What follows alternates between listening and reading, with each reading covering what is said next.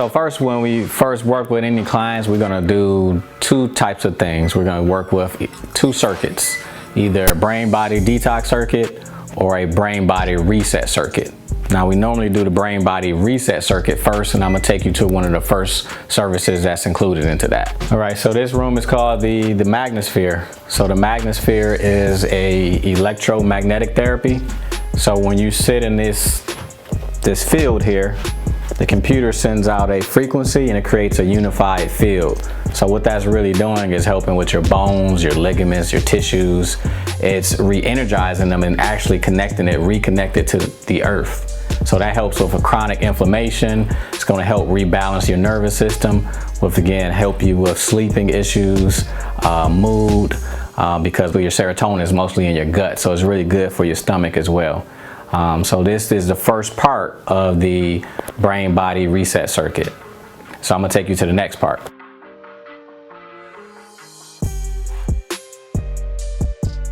So this is how we started everything here. I started with this 14 years ago. It's called neurofeedback. Neurofeedback has been around for about 30 years. We call it brain training for short.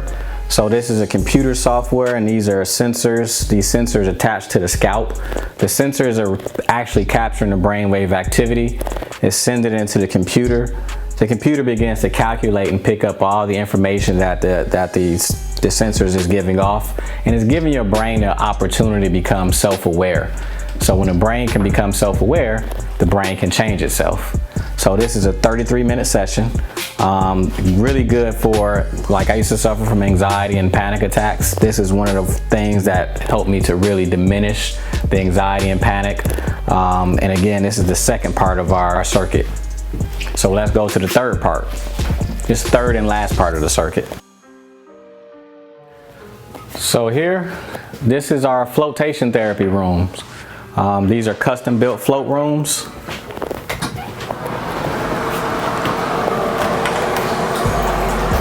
So if you look in here, 1,000 pounds of Epsom salt dissolved into a foot of water.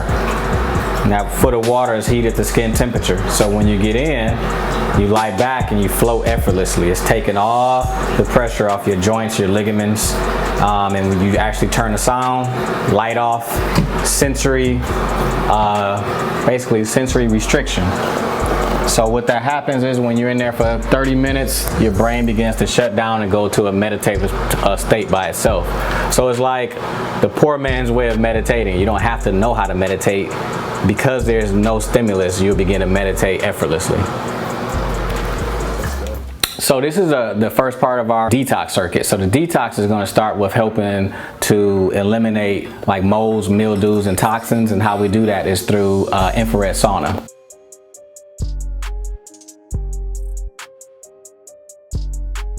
So this is a far infrared sauna. It actually produces far infrared heat, which is a wavelength spectrum. And when you get in there, it's not going to be like your traditional sauna. Traditional sauna is heating you from the outside. The infrared sauna is heating you up from the inside. Your core temperature is heated. So you can take a water bottle in there or a phone in there, and you won't ruin your phone if you take it in there. Traditional sauna, you would.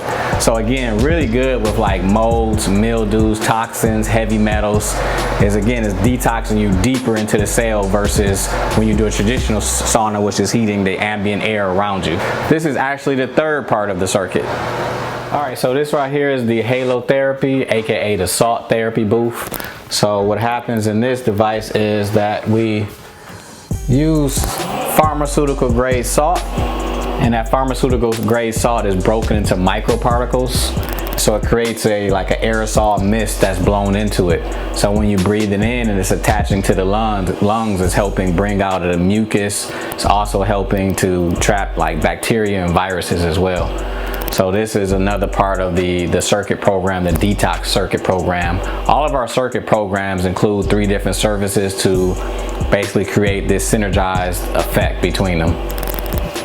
All right, so we're at the last part of the circuit. This is actually we call it the inflow. What it is a lymphatic massage therapy suit that you put on. It inflates.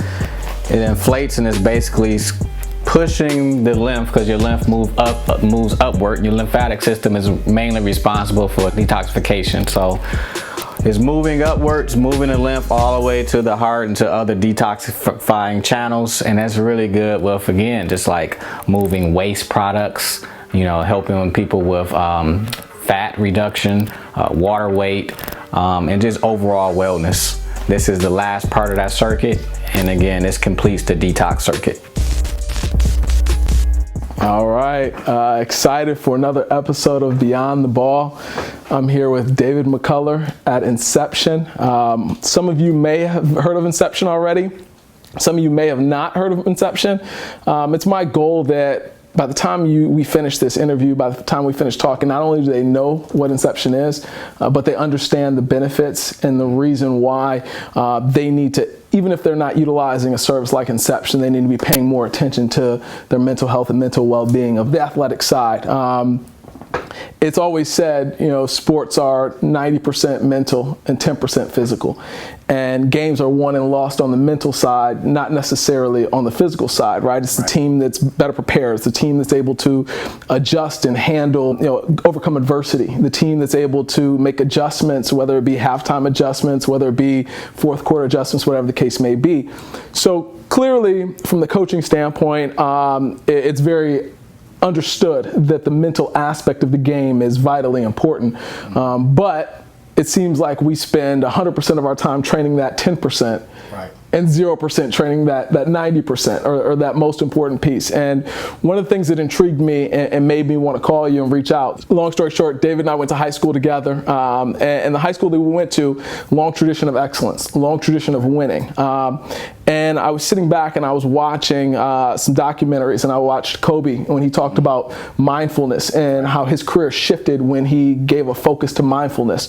I started reading about some of the greats and whether working with guys like Tim Grover or working with guys like Gary Mack, and really diving into the mental side of the game and the mental side of their training, and elevated their game. So instantly I said, here's a great opportunity to talk about what a lot of people see that resource is out of reach, right? Or impossible for them to attain. Okay, of course, Kobe had somebody that could do some mental training, right? But the reality is that service is available right here in Metro Detroit. And there's an opportunity for student athletes. There's only so much they can train that 10%, but to unlock and go deeper. So, David, let's start with a quick introduction on yourself, and then we'll dive in from there. Well, I'm David McCullar. I'm the owner and founder of Inception, the First Mental Health Gym. You told me a little bit of your journey, inspired your path, and I think that, you know, all great inventions came from a sense of need, right? Like talk about Henry Ford invented the car. Why? Not because he said, I want to sell a lot of cars, right? Because he didn't want to ride on a horse anymore. Right. So talk to me a little bit about how you came up with the idea for Inception. Well, I was personally suffering from anxiety, depression. I used to have full-blown panic attacks at one point. Insomnia, had back pain. I actually fell on my back playing basketball, got undercutted. Everybody know what it is to get undercutted. So after that getting undercutted, I mean, I started having panic attacks. But I couldn't be able to pinpoint that until now. Okay. I couldn't pinpoint that 13 years ago. Right. So I was looking at alternative ways to help me overcome all these symptoms, right? And because my mindset was already into basically troubleshooting, because my background's in information technology, so I used to troubleshoot networks, you could troubleshoot hardware, computers, and software. So I knew about what's called neuroplasticity. That's the brain's ability to change itself. Growing up, I heard you can't teach an old dog new tricks. And that's a way of conditioning you to say, once something is set, that's what it is. You can't undo it. But neuroplasticity told me that that's not accurate. That's from neuroscience. So I took that idea and that model and I said, well, because in most traditional settings, if you think about things like depression, it's a chemical imbalance in your brain. That's what they say. But from my standpoint, what I looked at, okay, so when did I get this chemical imbalance? I didn't have it when I was younger. So what prompted me to have a chemical imbalance? So that led me on the journey of, again, diving deeper into the alternative therapy world and looking for methods that's going to help me, modalities. And my first modality that I found was neurofeedback. And neurofeedback, I had a long history of basically helping people in a non-traditional way outside of the traditional medical system. And so me and my dad, we learned of this technology called, at that time it was called brainwave optimization. It's out in Arizona. I had to fly to Arizona. Somebody who had panic attacks, and I had to get on a plane in a tight space, right, to go, because I needed to see, you know, if this was going to help me. And I did about 3 sessions of neurofeedback in one day, and my anxiety had decreased by like 50% just in one day. Pharmacology, you can't get that type of result. So from that point, me and my dad, as being people who we are in terms of being entrepreneurs, because I was always wanting to be an entrepreneur, I always had that passion and that drive, we thought, let's bring this technology back to Michigan. And that's when we started. Our first business was actually called Neuro Fitness Center. So we worked with that brand for about 8 years with just that one service. So then along the way, I just add more, see different. There's not just one thing. As you know, as a trainer, okay, you got a treadmill, but you know it's more to it. Right. So you have to keep adding to be more comprehensive in what your goal is. And that's pretty much how I came up with Inception, is that we rebranded after about almost 10 years, because I wanted to make it more hip and cool, per se. Right. So a lot of student athletes, especially at the high school level, encounter and deal with depression, anxiety, stress, panic attacks, and a lot of times for multiple reasons. Either it goes undiagnosed or unspoken of, right? Maybe they're worried about, you know, the perception that they're soft, right? Like, you know, you're in the football locker room, you're in the football culture, and somebody to say, hey, you know what, I'm having depression, or I'm having anxiety, so they're not discussing that, right? They'll say, I'm in a slump. Yeah. Or they'll say, you know, I'm going through, you know, it's just, I'm struggling right now, right? And you see it a lot with professional athletes, right? And we sit back as fans, or as the fan culture, we judge without knowing any of what that person's going through. Right. So let's dial it back to the high school level. You have these high school athletes that are navigating through the world of relationships, and they don't quite understand it because they're 15, 16 years old, right? Navigating through test taking and the anxiety that comes on with that, of, you know, ACT or whatever the case may be, or GPA, I want to get into my school, I want to get recruited, I'm not hearing from that college coach. How can a service like Inception help to unlock their ultimate potential, but also help them to live a better, healthier life throughout the process of high school athletics? So 3 things: education, experience, education. So education is here, right? I do a lot of talks about this. So when we talk about depression or anxiety, or you can go down a list of all these symptoms, but what's the root? What's the thing that's really happening? So when we talk about stress, we always use it as this just word, it's just stress. But what is that? Stress is stimulus, but the response is what our bodies engage into when there's a stressor in front of us. There's an event that may be deemed as non-safe. So when that happens, my brain and my body is going to go into an instinctual pattern of protection. Not Justin's brain. Yeah. Instinctual, mean automatically. I don't have time to think. I heard gunshots, move, right? I'm not processing that. So you have fight, flight response, and then you have the freeze response. And these engage your autonomic nervous system to get you out of threat. Okay, great. But now that the threat is over with, you're still stuck in that cycle unless you discharge that energy out of your body. So now, because you have not discharged that energy out of your body, you're stuck in fight, flight, freeze response. Your adrenaline and cortisol is constantly still revved up. So now when you go to play a game, right, before you even hit the game with all these fans, because I want everybody to know this, it's abnormal for us to be in a facility where there's thousands of people yelling at us, right? Lights bright. What is your brain doing? Threats, threats, threats. That's why we celebrate the Kobe's. That's why we celebrate the Mikes. Because when the threats are around, I'm cold as ice. Meaning I'm just not responding.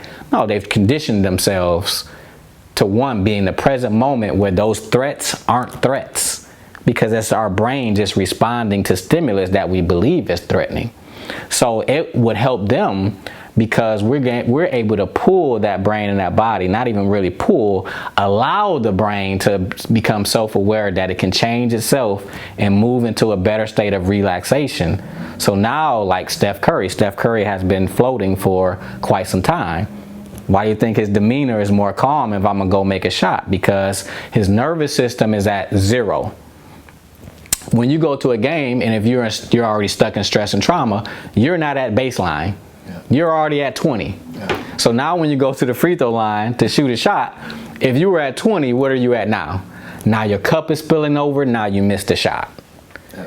So we look at it not just from this mental aspect, we look at it from the human organism standpoint, because the human organism is the domino that's firing, that's saying, woo, all this adrenaline, right?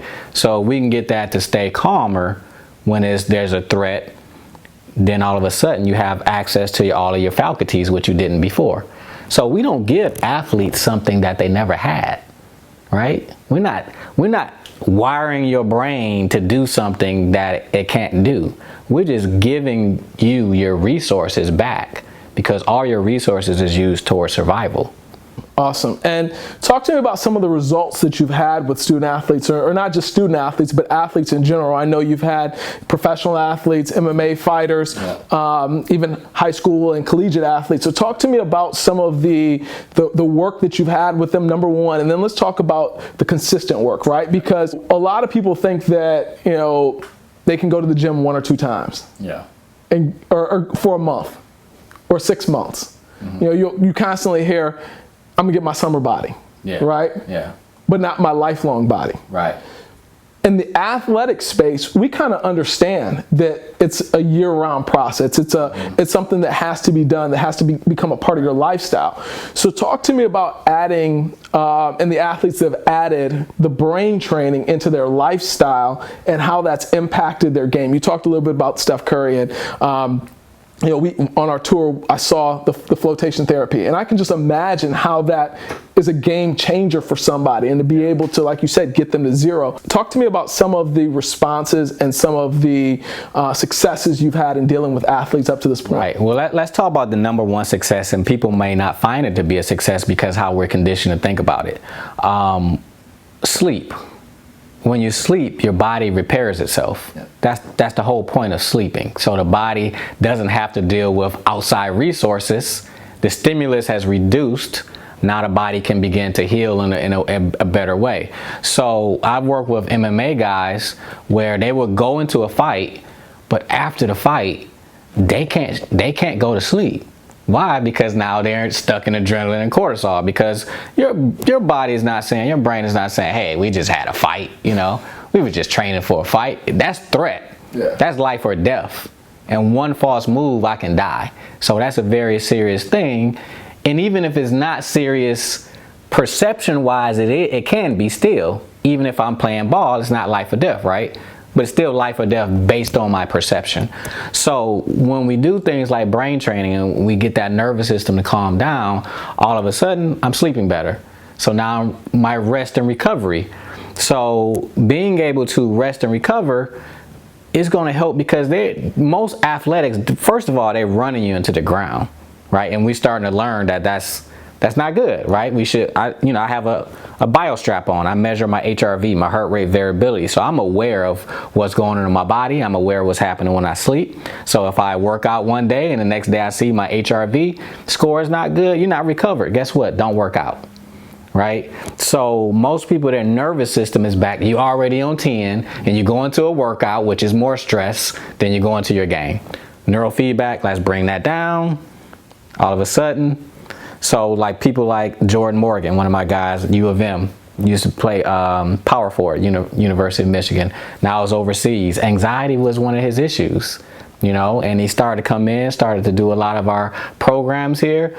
All of a sudden, he's doing way better and playing ball. Not because he went to the practices, he lifted the weights, but his body was still overwhelmed. His brain was still overwhelmed from threats that maybe not even having to do with basketball. So when the athletes, when we work with them, and it's not just an athletic thing. We're all human athletes. We're all dealing with the same similar things. So if you're an athlete, you definitely have to take that same approach. Sorry, we got people calling because people want to get in. So, so let's take that off.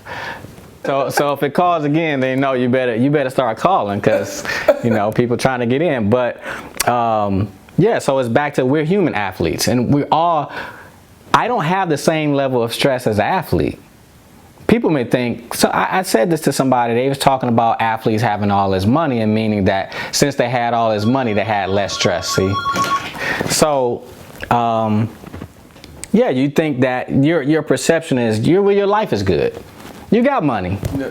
The more money you have, the more stressful it becomes, especially if you're someone who has people always constantly coming at you, because when you get to that level, you're the valuable thing. And most people who come to you are not coming to add the value. Right. They're coming to take the value away. Right. That's a drain. Athletes talk about all the time. I got all this money and I got all these people to take care of. That's stress.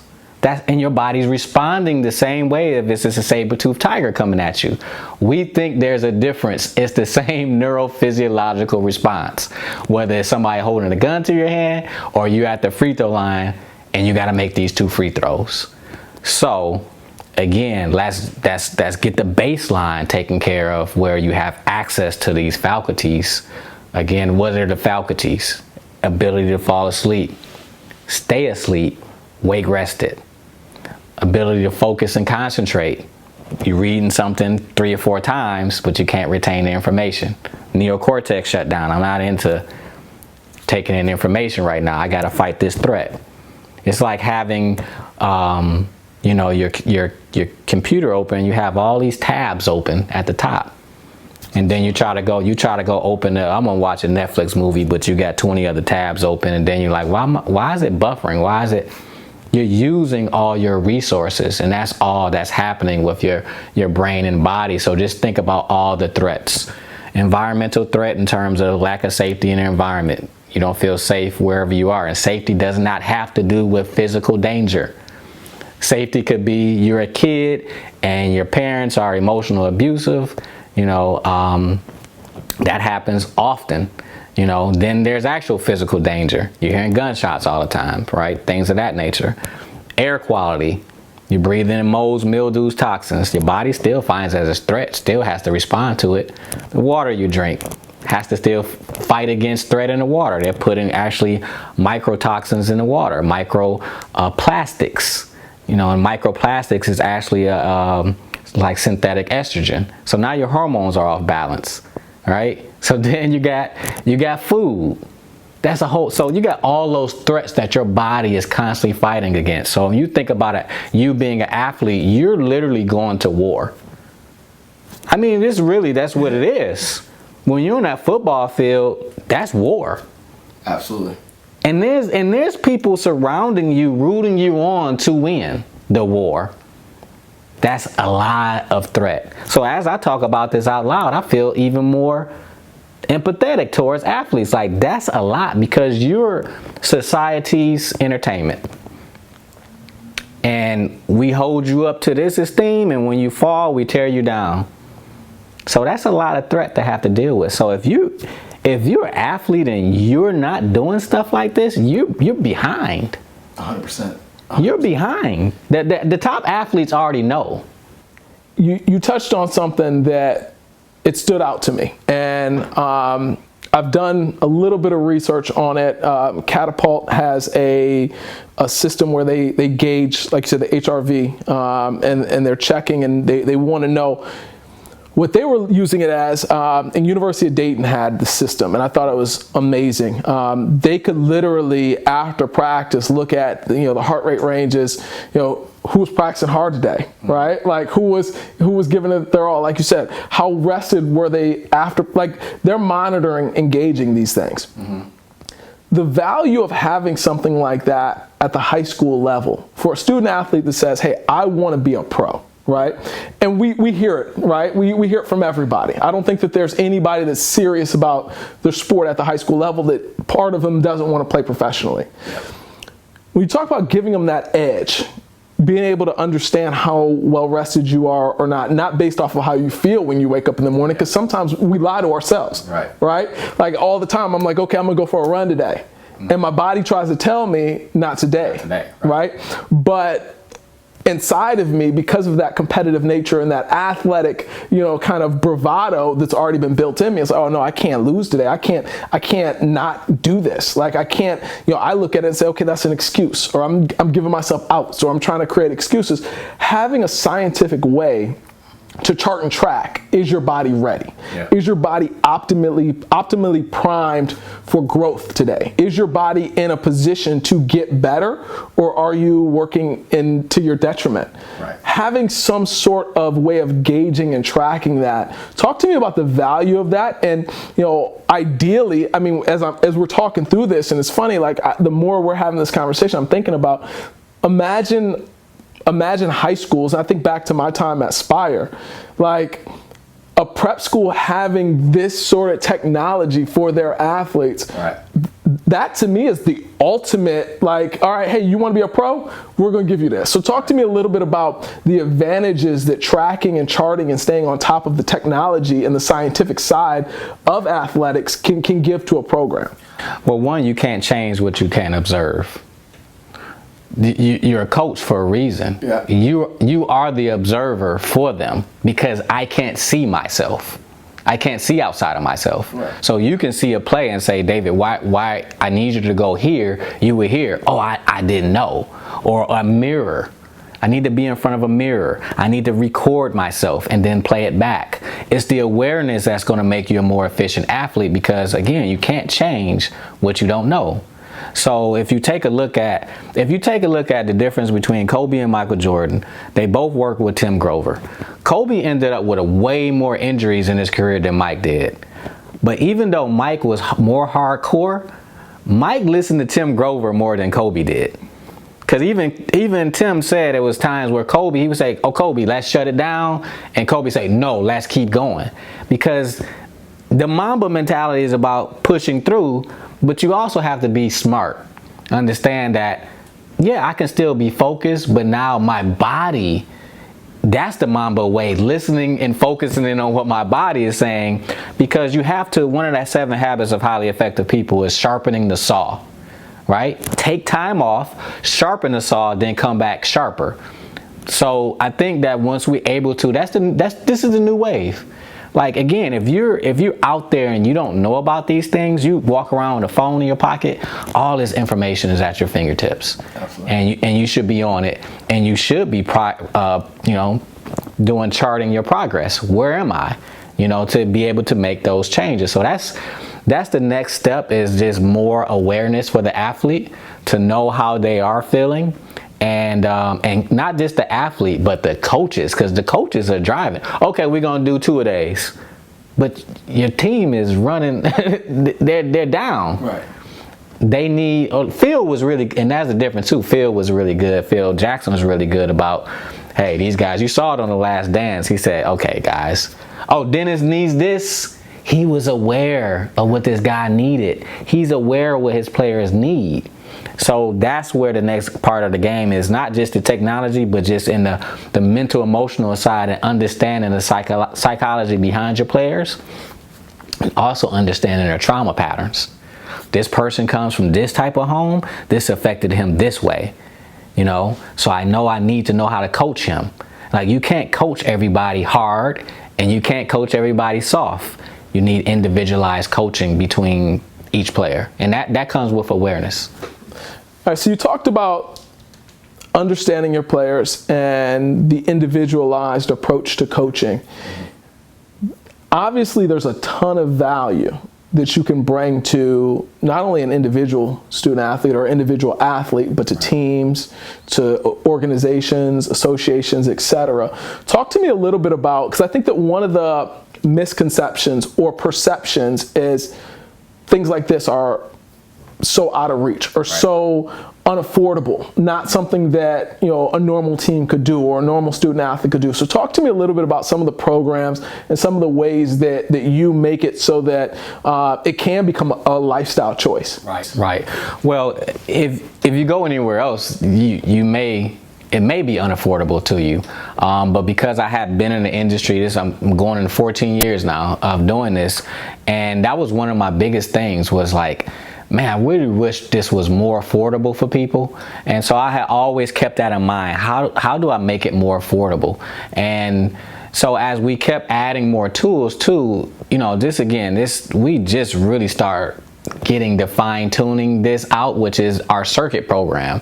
And because we do call ourselves a mental health gym, we follow that circuit model as you do as a traditional gym. And so we group together 3 different services in 2 different packages. The first service is the circuit is the inner reset circuit, where you can do 3 different services like the neurofeedback, flotation therapy, and magnetic therapy. All these is really good with what I just was talking about, you know, the brain, body, and stress and trauma, and giving your resources back. This is that circuit that's going to really help you to do that. And each circuit program is only $99 for 90 minutes of sessions. So it makes it more affordable that you can come in and really, if you wanted to do 4 days of circuits, it's $360. We have a boot camp program that you can go through, and I recommend people, because most people come in, how do I start? Where do I go? You know, it's like, you're in a deficit. I don't care who you are. You're in a deficit. Right. So when you come in, you got to do a boot camp style to kind of pull you out of that deficit. And then we have a membership program for like $99 a month. You can do a circuit a month, and you can interchange between the circuits, the inner reset circuit, and then the inner flow circuit, which is all about detoxification. We talked about, you know, molds, mildews from the water, the air quality. The lymphatic system is sluggish. So that circuit is working with that, you know, those parts of your body is systems versus symptoms. So when people come in, I got anxiety, I got depression, it doesn't matter to me, because we're working with the systems of Justin's body. Right. Even though we hear you and what you're saying and your experience is valid, but it's your systems why you're having this experience. So we want to go after the systems, and both circuits deal with all the systems in the body. So you talk a little bit about, and we talked about it as we toured, you talked about environmental changes. And, you know, you're not, this isn't a, you're not coming to see the wizard when you walk through the doors of Inception. Right. You're not going to walk in, do a session, and walk out and your life's changed forever. You never have to do another thing, right? Obviously, there's maintenance, and we talked about that. You talked about, you know, just training your mind just like you train your body. But the other piece of it is your environment. And, you know, you can't heal in the same environment that broke you. So talk to me a little bit about, you know, kind of how you teach your clients or talk to your clients about, you know, making those environmental changes at the same time that they're doing. So from the athletic standpoint, right? If there's a student athlete that, you know, the environment, there's issues within the environment, how would you recommend for the coach to understand this side of it or this piece of it, but also dive in to understand the external factors that are causing that student athlete to have those deficits that now need to be fixed? Well, that takes a very empathetic coach to want to dive in and understand that.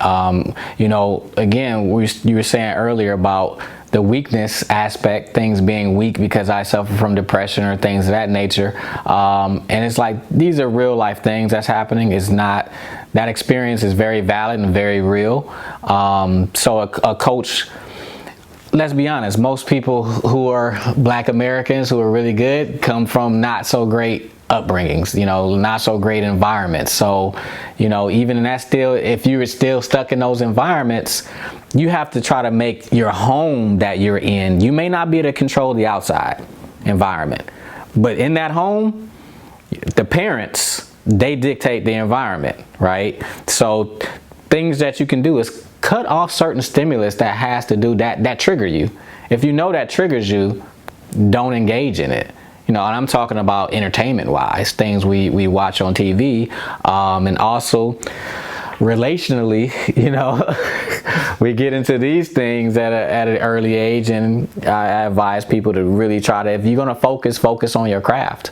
Like, let the relationships come after the fact, because typically if you're in an environment that's not healthy and you live in that, more than likely you're not going to choose the best mate for yourself. Right. So you're going to choose somebody and you're both going to be triggering back and forth based on unresolved traumas. The coach has to have that level of awareness. But of course you can't make people do what they don't want to do. So it's very limited in what a kid can do, because he doesn't control the environment. This really is up to the parents and the coach to have this level of awareness. And then for the student or the athlete to kind of fall in line with that. But minimize the level of threat is the main thing, however you can do that. Keep a clean environment in your home. Get rid of clutter. And that's one thing, when you start doing the services, you actually want to, because you have a clearer mind now and you start removing the clutter. I'll go and do the services and I'll go home and start cleaning up. This is out of second nature, because I was so overwhelmed that cleaning up was just another thing that I had to do. Right. But now I'm like, oh, I got my resources back. I can tackle this. So it's not a real clear-cut answer. I wish it was, but our environments are messed up, man. And it takes a collective of us to try to really help each other to change that. One of the things that impresses me the most about you, about Inception, and everything that you're doing, number one, first and foremost, you came into, you created your own lane. You came into a space that didn't exist, that there was no blueprint, handbook, step-by-step way of how it needs to be done, and you're attacking that, and you're growing through that, right? So I see you as a game changer for not just athletic health, but health overall holistic health of a person in general. But I'm going to stick on the athletic side. You're in a role that can revolutionize the way training's done, the way practice is done, the way recovery is done. So as you walk through that, what do you want people to take away when they think about Inception? When they hear the name Inception, or they hear your name, or they go to your social media looking for you, what is something that you want the world to know about this place, and kind of your why behind building this place? Yeah, well, I didn't come into this because I want to make money. If I did, I should be done a long time ago, because it's easier to give people what they don't want, or what's not good for them. You can go to Popeyes and see it's a line of people trying to get chicken sandwiches, right? Then there's not a line of people trying to come in and take care of their mind, body, right? So what I want them to know is that you're not flawed. There's nothing wrong with you. You're intelligent. This is an intelligent design. It's the most intelligent design I've seen. And it's constantly trying to help you stay alive. Do your best to help it. Support it. That's the main thing. Nothing heals the body but the immune system. Nothing. So I don't care how much medication and all that doesn't heal you. It may reduce the threat, but the thing that still heals you is your body. So the takeaway is, understand this is a safe, innovative environment for you to come to support your systems, because you're already trying to do that. Right. Drugs, alcohol, sex, buying stuff is all wrapped up in capitalism. I'm just trying to make myself feel better. Right. Nobody really wants that specific type of car. That's not what they really want. They want the feeling that the car is going to bring them. Yeah. So remove the middleman to how you feel. And how you do that is by doing the inner work. That's how you do that. That's how I was able to build these things, is by doing my own inner work. That's it. And once you do that, you don't really care about those outside things like you used to. When I started brain training, the first I did 12 sessions in 4 days. And I just remember, growing up, man, we all love cars. As a black dude, like, what? You love cars. You wanted to ride. I had a Camaro. I had 12s in the trunk. I had all of that, right? And I'm thinking, when I'm dealing with anxiety, I want a new car. I brain train.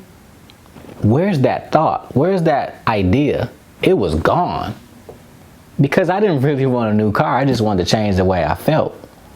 And that was the way to do it. Most of us can't see those associations to that. But we've been conditioned. You've always conditioned through commercials. If you don't have this, if you don't have that, you better come get it now, because if you don't, it's going to be gone, right? You're just trying to change the way you feel. So I'm like this. Spend the majority of your money in the real experience, because where's the real experience always take place? Inside of you. Right? That's just the outside thing, is just the stimulus.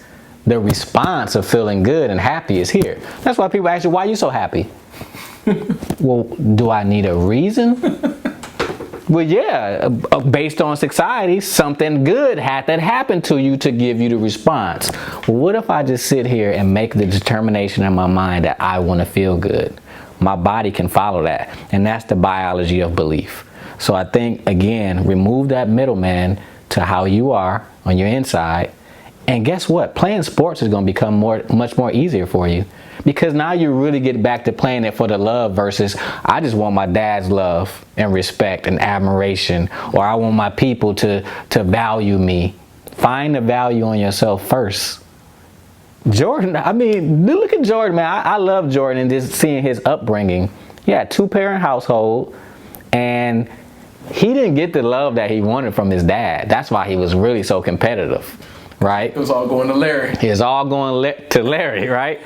But at the same time, man, this guy, he didn't play for though. He played for himself. He played to win because he wanted to win, right? He wanted to win. It wasn't for the accolades. It wasn't for the shoe contract. That stuff didn't even exist.